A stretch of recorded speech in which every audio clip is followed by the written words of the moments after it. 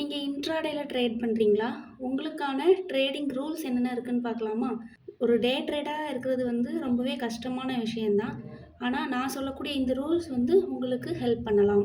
First rule என்னன்னு பார்த்தீங்கன்னா, மார்னிங்கே உங்களோட ட்ரேடை பிளான் பண்ணுங்க. ஃபர்ஸ்ட் ரூல் என்னன்னு பார்த்தீங்கன்னா, மார்னிங்கே உங்களோட ட்ரேடை பிளான் பண்ணிக்கோங்க.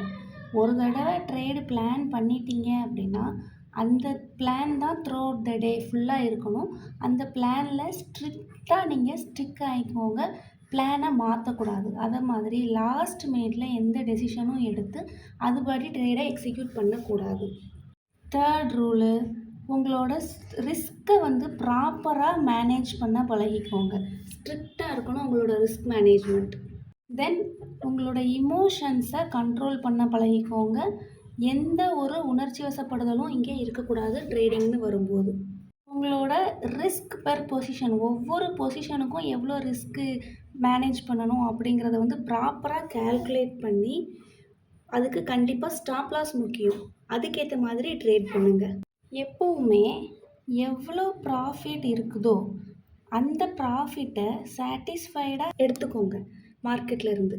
சப்போஸ் நீங்கள் அந்த ப்ராஃபிட்டை எடுக்கலை அப்படின்னா, குயிக்காக மார்க்கெட்டே திரும்ப எடுத்துக்கும் அந்த ப்ராஃபிட்டை.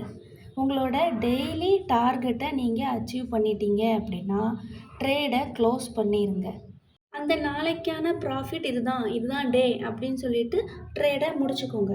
சப்போஸ் நீங்கள் வந்து லாஸ் ஆகிட்டீங்க அப்படின்னா கூட அந்த லாஸை ரெஸ்பெக்ட் பண்ணுங்கள். ஸ்டாப் லாஸையும் ரெஸ்பெக்ட் பண்ணுங்கள், லாஸையும் ரெஸ்பெக்ட் பண்ணுங்கள்.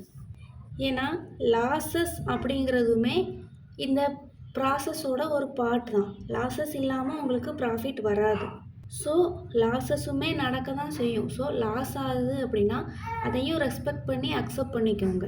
இந்த ரூல்ஸில் உங்களுக்கு எது ஹெல்ப்ஃபுல்லாக இருந்துச்சு அப்படிங்கிறத எனக்கு கமெண்ட்டில் சொல்லுங்கள். தேங்க்யூ.